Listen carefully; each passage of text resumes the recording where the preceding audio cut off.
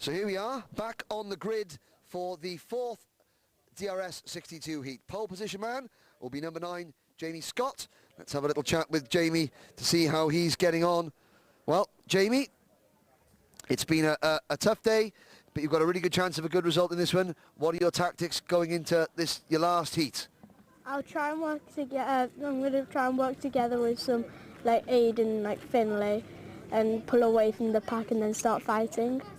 So again, we've got some very fast drivers all around you, so the idea is to work together for the first 3 quarters of the race and then see what happens over the last lap and a half, because most of the 62 races have been decided on the last lap, haven't they?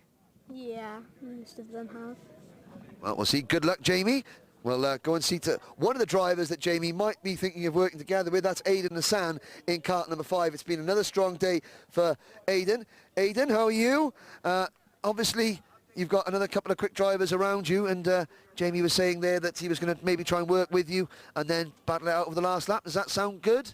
Yeah, it's a good plan actually. Just push away from my main 2 rivals, Finley and Archie, and then just battle towards the end.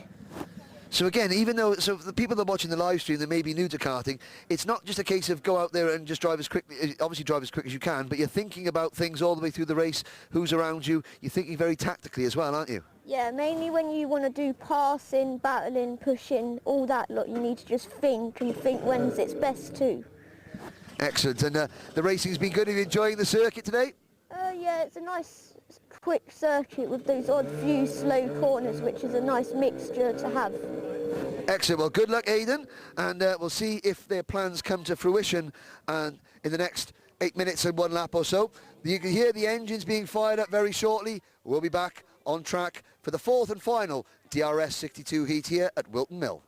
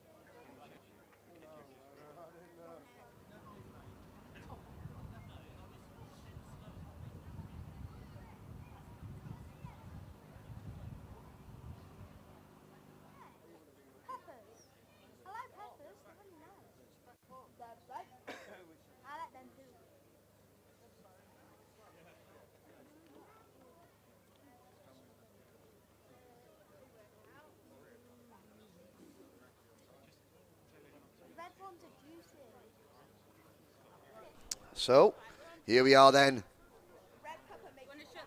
with heat number 4 for DRS62. Carts all sat down on the grid, waiting. The grid is going to be as follows. Pole position, driver number 9, Jamie Scott. Alongside Jamie on the front row, we spoke to them both earlier, Aiden Hassan. Row number 2, returning Jamie Gurney. Good to see Jamie back out there after his incident early on, and Hudson Cross in cart number 100. Finley Watson, we've seen Finley battling for the lead, and Jake Bell in row 3.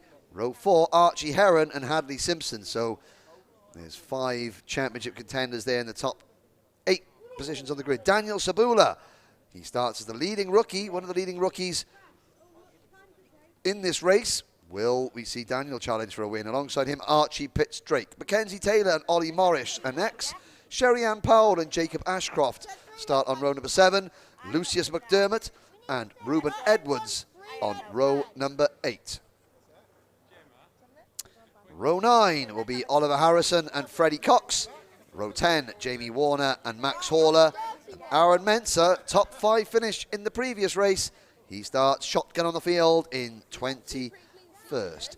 Now, here is the conundrum for some of the drivers that have not done well so far. Not everybody will qualify for the Grand Prix. 22 drivers of the 29 entered here this weekend will qualify for the Grand Prix. The remaining 7 will go into the Federation Cup. So the 7 drivers that have, and again, we've seen drivers have misfortune, not DNFs, things like that. Will we get away with a clean race? Jamie Gurney, of course, he's had a non-finish, so will he be a little bit worried about his potential to not even make the Grand Prix? So he needs a good finish here to salvage a semi-decent starting slot for the Grand Prix itself.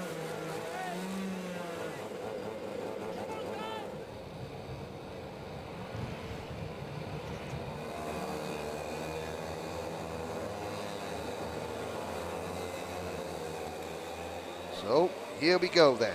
Heat 4 for DRS62, and a problem for Jake Bell down on the demi-grid.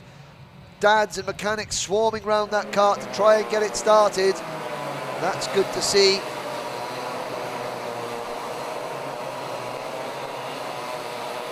Lots of helpers, lots of supporters to try and make sure that Jake does get started. There's another Mackenzie Taylor heads out onto the circuit, so he had a few issues getting going as well.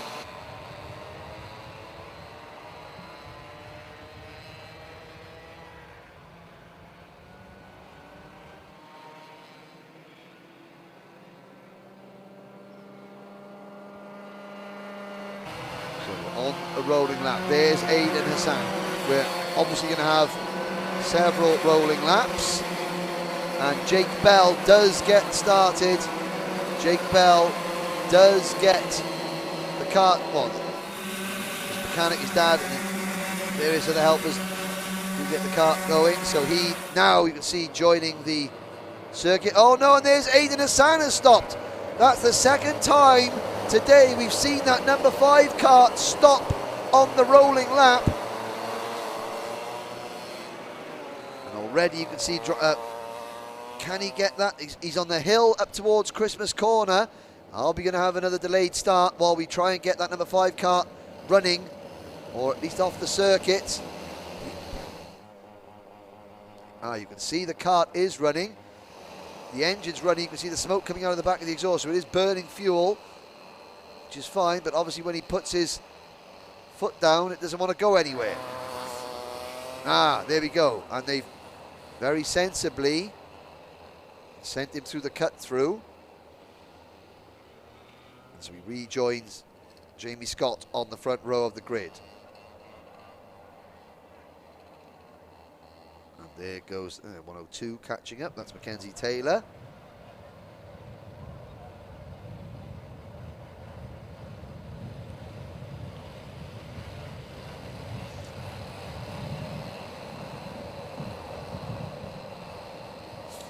Here we go.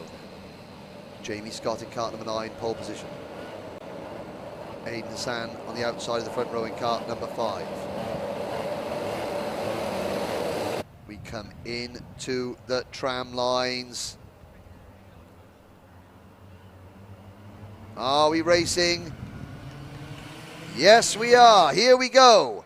Into oblivion and through Crook. A good start from the 2 front row drivers. Jamie Gurney tried to split Scott and Hassan, but Hassan held tough on the outside, and Hassan gets swamped there now. Going through there, is that a problem for Aidan Hassan? Oh yeah, the kart stopped. The kart stopped. I wondered why he got passed by 2 drivers going into Christmas Corner. You could see him gesticulating in the kart. The number 5 kart stops. The driver who looked like he was running away with the championship at the start of the season had an exclusion at Shenington last time out, which has put him back in the championship, and now a DNF here means he won't have a good starting spot for the Grand Prix. I think he would have probably gained enough points from his previous races to qualify for the Grand Prix, but that is a devastating blow for Aidan Hassan. Jamie Scott leads from Finley Watson, Archie Heron and Jamie Gurney. Daniel Sabula already into the top 5, the leading rookie. Then it's Hudson Cross and Hadley Simpson. Here comes Sabula passing Gurney into Christmas Corner. That is the leading rookie in the championship passing the championship leader. Well, Daniel Sabula has got Future Star written all over him. Well, actually, he's got Ricardo written all over it because that's what's on the graphics kit on his car. But figuratively speaking, he is a peddler. Change the lead. Finney Watson has a little duck up the inside of Jamie Scott. Does Scott hold on? Yes, he does. Finney Watson second, Heron third, Sabula fourth. And now the top 5 are broken clear with Gurney in 5th. Gap back to Hudson Cross in P6. Then the lead second of the rookies is Archie Pitts Drake in kart 119. Jacob Ashcroft. Here comes Sabula into 3rd. Sabula, name, reputation, kart number and previous championship performances count for nothing. As Sabula, and now there's a battle for the lead. Oh, over the grass goes Scott. And Scott handing it. Well, Jamie, you might want to put both hands on the steering wheel. You'll get around the corner better.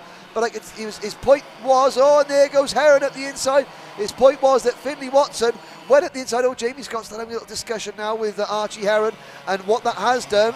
And I can say this as a driver, that has cost him concentration. He's rattled, his momentum is spoiled, and he's now going to get his head down, get his head back in the game. Yes, Finley Watson put a move on him coming into Ashby's and then ran him a little bit wide on the exit. But he gets a warning for his troubles, but Jamie Scott then lost another place because Archie Heron took advantage of the fact that Jamie Scott was a little bit distracted. All that will come with experience, however. Have the officials had seen the incident, they didn't need Jamie Scott waving his hands to spot the fact that there was something that Jamie said was displeasurable. They just flashed past Aidan Hassan watching this one from the start, well, from the Marshall post.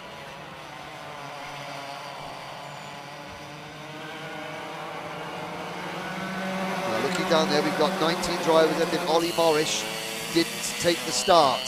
So Ollie Morris did not take the start. Finney Watson leads. We've got Aidan Hassan out, so there's 19 runners left. Watson leads Heron now, but Heron has just put in the number 6 car the fastest lap of the race so far, 53.303. There's a move for 3rd. Sabula does make the move for 3rd on Jamie Scott. Jamie Gurney is right behind him in 4th place, and in 5th place rather. And of course Gurney, I don't know what effect he's feeling from that incident earlier on. Whether the car maybe not 100%, whether the driver's not maybe 100%. Obviously he's been medically cleared to compete by the paramedics, because any driver in any class, if you cause a red flag stoppage because you're in a bit of pain and the paramedics get called, you have to get permission from the paramedics before you can race again. So he's obviously had permission. So when I say he's maybe a little bit banged up, nothing too serious, but he's now following the number 9 car of Poulsen and Jamie Scott. Watson leads by 6/10 from Heron. Heron's got a 1.2 second advantage over Sabula. There go the rest of the rookies piling across the line. Good battle there between, and it's what, Lucius McDermott in 9th. Oh, Mackenzie Taylor has stopped in kart number 102.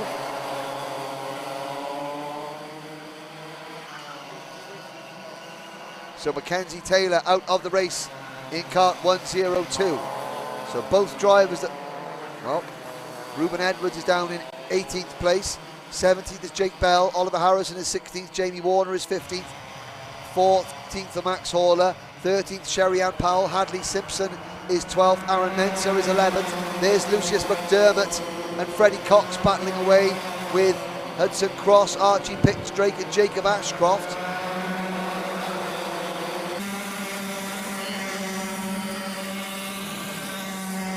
So So the first car in this group, that's Archie Pitstrake in 7th place. Dermot, Cross, Cox, Mensah, Simpson, Powell and Haller are right behind him. Here's the battle for the lead. 5 carts. Watson, Heron, Sabula. Then a gap back to Scott and Gurney. Finley Watson with 2 minutes to go still leads, but Archie Heron has caught him. Daniel Sabula sets the fast lap of the race. Oh my word, that is a lap and a half. 52.87 for Daniel Sabula. The lad has got his head down and is motoring. And he's motoring right up to the 2 leaders. He's caught them as they complete lap number 7 through Oblivion. And now around Crook. Up to Fine Lady. They're too young to know about that. Now towards Christmas Corner. Watson, Heron, Sabula. Then the 2 Jamies, Scott and Gurney, 4th and 5th, but they're not in touch. And it's going to need a battle between the top 3 to bring Jamie Scott and Jamie Gurney back into contention. At the moment, this looks like a 3-cart dice for the race victory with just over a minute to go. Oh, and Finley Watson clatters the curb on the inside of Parker's there.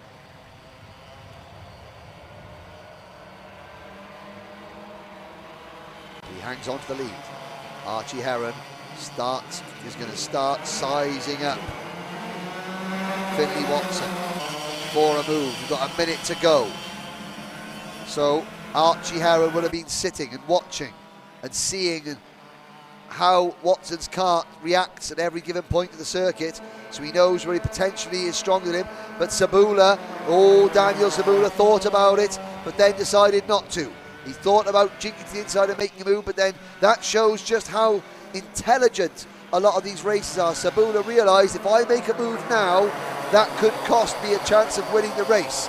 And that might seem a bit strange, saying, well, if you're second, you've got a better chance of winning if you're third.